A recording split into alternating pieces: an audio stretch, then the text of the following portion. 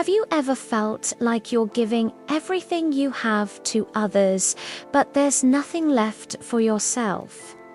It's a tough spot to be in, and today I want to share a story that might just change how you see things. It's about a man named Arif, who lived in a small, close-knit village. Arif was the heart of his community. If a neighbor's roof leaked, Arif was there with a hammer and nails. If a child was sick, he'd run to fetch medicine. If a family was short on food, he'd share his own meager meals. He spent his days and nights helping everyone, patching up their lives while his own home began to crumble. His fences were broken, his garden was overgrown, and his pantry was often empty. He poured all his energy into others, believing that was his purpose, his own well-being. That was always last on his list. One afternoon, after spending the entire day rebuilding a neighbor's collapsed wall under the scorching sun, Arif returned to his neglected home. As he stepped through the door, a wave of dizziness washed over him. The world spun, and he collapsed onto the floor, completely exhausted.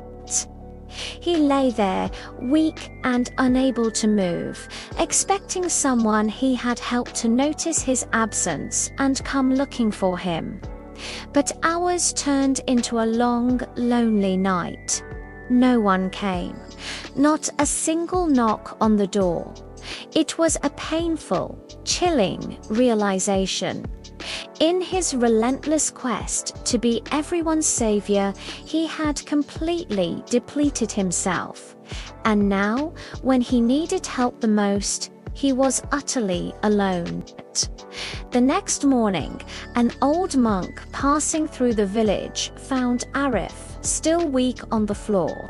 He helped him up, gave him some water, and listened as Arif, with tears in his eyes, recounted his story of endless giving and ultimate abandonment. The monk listened patiently and then shared a simple but profound truth. He said, "Arif, you have a good heart, but you cannot light others' lamps if your own flame has gone out. True help comes from a place of fullness, not from emptiness. You must first tend to your own light." Those words struck Arif like a thunderbolt. He finally understood. Self-sacrifice wasn't noble if it led to his own destruction. He had been trying to pour from an empty cup. From that day on, Arif made a change. He began to prioritize himself. He started by fixing his own broken fence and repairing the holes in his roof. He tended to his garden, planting vegetables not just to give away, but to nourish himself. He started taking quiet moments each day just for himself, to rest and recharge. When neighbors came asking for help, he didn't turn them away completely. Instead, he learned to set boundaries. He'd say, "I can help you for an hour this afternoon, after I've finished my own work, or I can show you how to fix that, so you can do it yourself next time."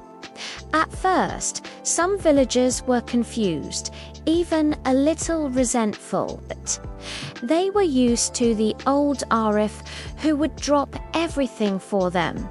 But soon, they saw something new in him. He was no longer tired and worn out. He was calm, strong, and genuinely happy. His smile was brighter, and his presence was more peaceful. Arif's transformation had an unexpected ripple effect. By taking care of himself, he was not only happier, but also became a better, more sustainable helper. His actions taught the entire village a powerful lesson. They saw that true community isn't built on one person's sacrifice.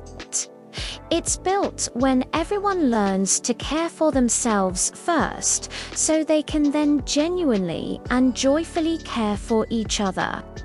Arif found a deep sense of peace, realizing that the greatest love he could offer the world started with loving himself. His story became a legend in the village, a reminder that your own flame must burn brightly before you can illuminate the path for others. Thank you for watching. If this story resonated with you, remember to take care of yourself. Be sure to like, share, and subscribe to learn motivated stories for more content that inspires you to live your best life. See you in the next video.